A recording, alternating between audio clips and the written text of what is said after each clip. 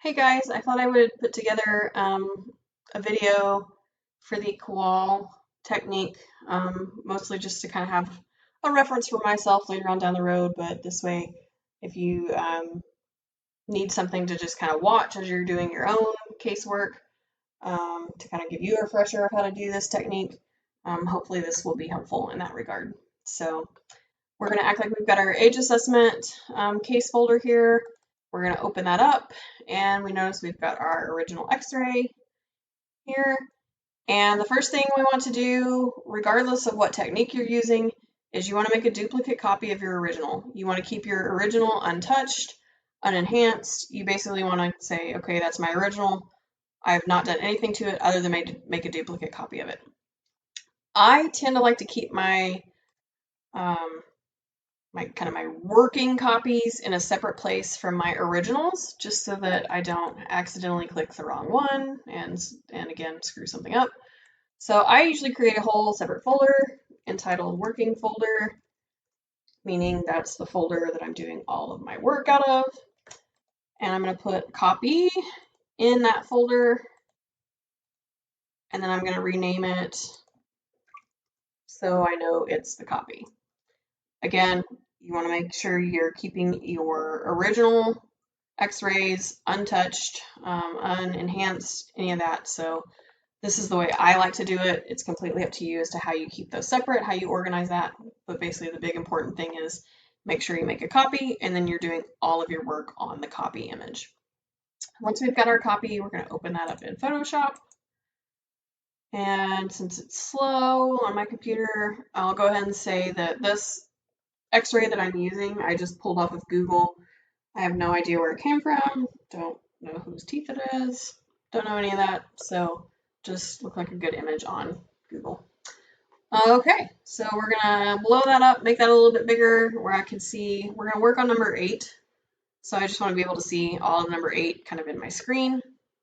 And the first thing that I want to do is I want to create a duplicate layer to kind of, again, work in. This is very similar to making a copy of your original x-ray. This is basically a copy of our copied x-ray, and then I'm going to do all of my enhancements, all of my work in this background copy, so that if I really goober something up, it's not a big deal for me to just start back over with my untouched background.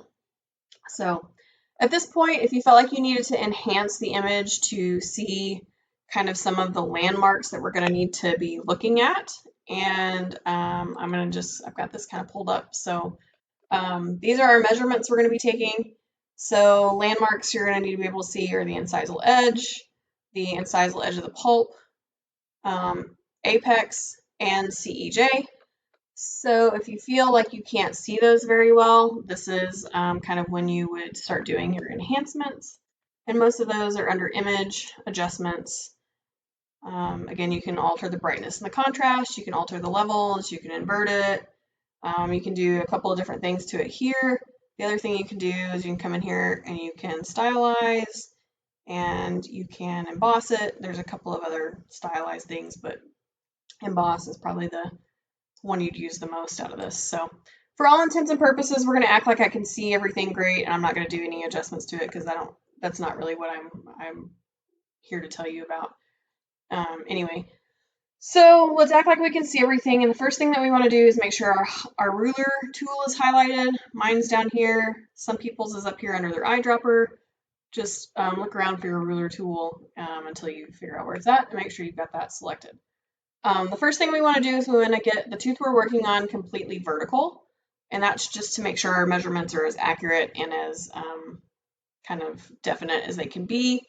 So we're going to take our ruler tool, and I'm going to come right here at the incisal edge, and I'm going to draw a line through what I think is the long axis of the tooth.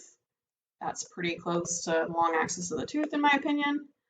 Once you've got that, you're going to go image rotation. We're going to say arbitrary, and it's basically going to rotate approximately 3 degrees to get that, again, straight up and down, straight vertical, so that our measurements are all going to be as pristine as they can be. So you can do that a couple of times, just, if you're just really super anal about it. But honestly, this looks pretty vertical to me, so I'm going to leave it alone. The next thing that we want to do is we want to put our guidelines in so that we can measure these lengths and these widths at the certain areas a lot easier. And so I don't normally do this when I'm working because I like to have this as big as I can get it, but just for the purpose of this video, I'm going to have this example of what measurements we're looking for pulled up so that you can kind of see the correlation between these guidelines and what we're actually doing. So you'll notice that we're taking 9 measurements. The first 3 are vertical measurements. We're going to take the tooth length, the pulp length, and the root length. So in order to do that and make it easy, we're going to put some guidelines in to help us quickly identify those distances. So in order to get the tooth length, we are going to measure from incisal edge to apex. I think everybody knows that. So I want to drag a guideline down here to what I think is the tip of the incisal edge. And you know, this incisal edge looks like it's had some wear, so we're just going to go as far incisal as we think we need to, which is kind of right here is the tip of that in my opinion. And then we want to drop one at the apex. And the way that I'm dropping these guidelines is I'm just clicking in this ruler and I'm holding my left mouse button down, and then I'm just dragging this line. And then I'm just dropping it where I think I need to drop it. We're going to say that's the apex. So now we've got lines in place to do our tooth length. Let's get another line in place to do our pulp length. We've already got our line at the apex, so we basically just need a line at the height of the pulp, which just for, again, intents and purposes of this video, we're going to say is about right there. And then we are going to want our root length, so we're going to be measuring from CEJ to apex. Again, we already have our line at the apex. So now we're going to drop our line at our CEJ. And, you know, sometimes teeth don't have completely even CEJs on both sides. So just do the best you can to get it as lined up as close to probably the most apical edge as you can.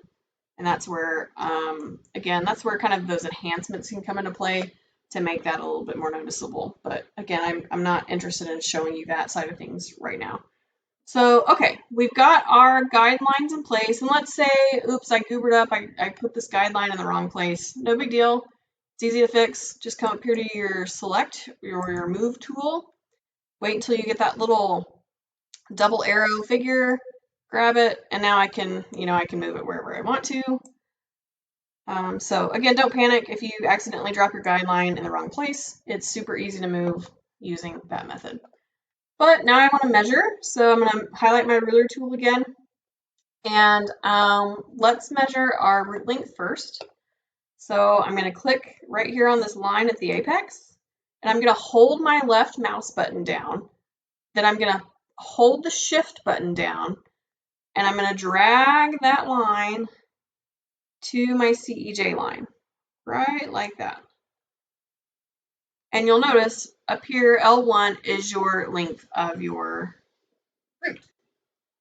And we're at 37.1 millimeters. My ruler is set at millimeters. So actually that seems like a lot of millimeters, but it really doesn't matter what your measurements are in because these calculations are all ratios. So it really doesn't matter what the units are. All I really need to pay attention to is that actual numerical value, which is 37.1. So that's my R.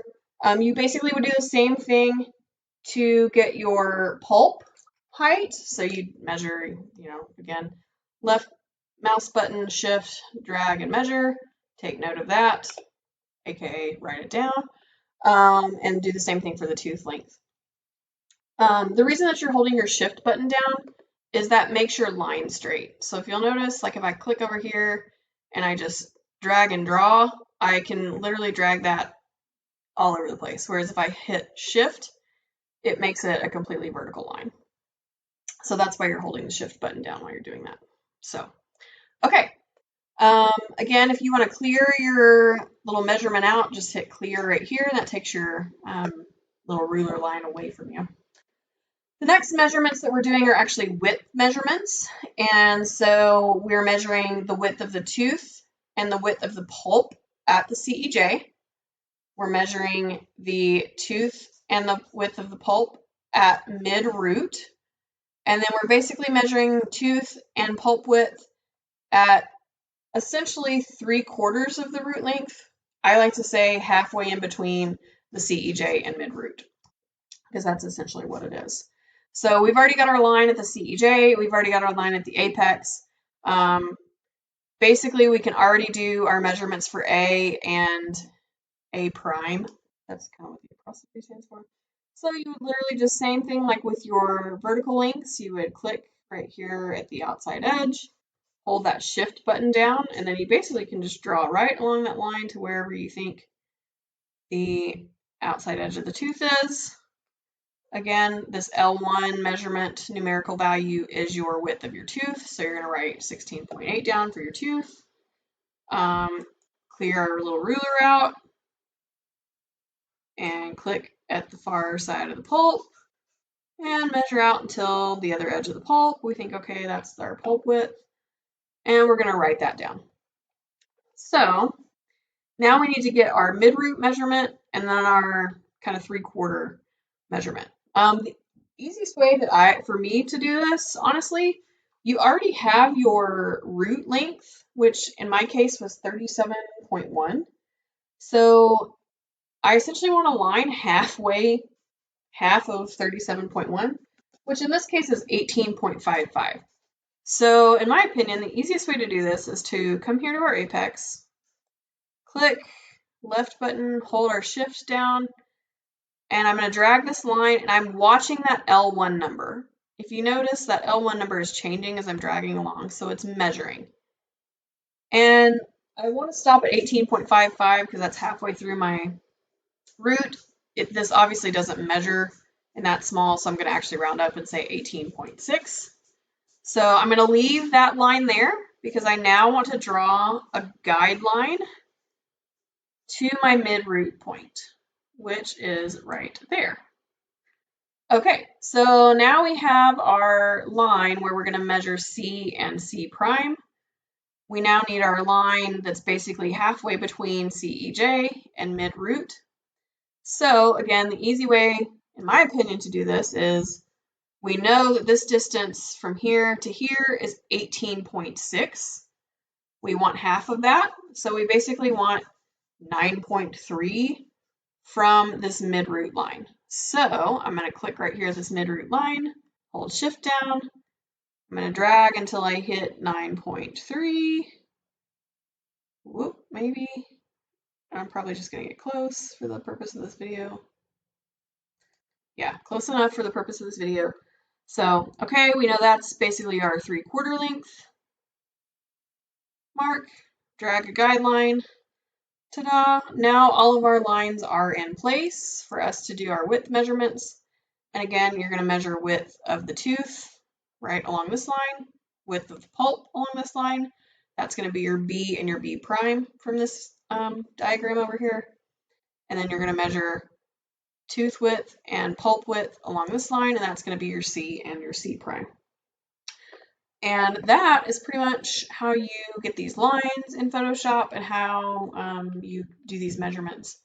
And then once you've got all your measurements written down, again, it's just simply plugging them into the formula or into the dental age assessment quick sheet to do your actual age assessment calculations. So, all right, guys, that's the Kvaal technique.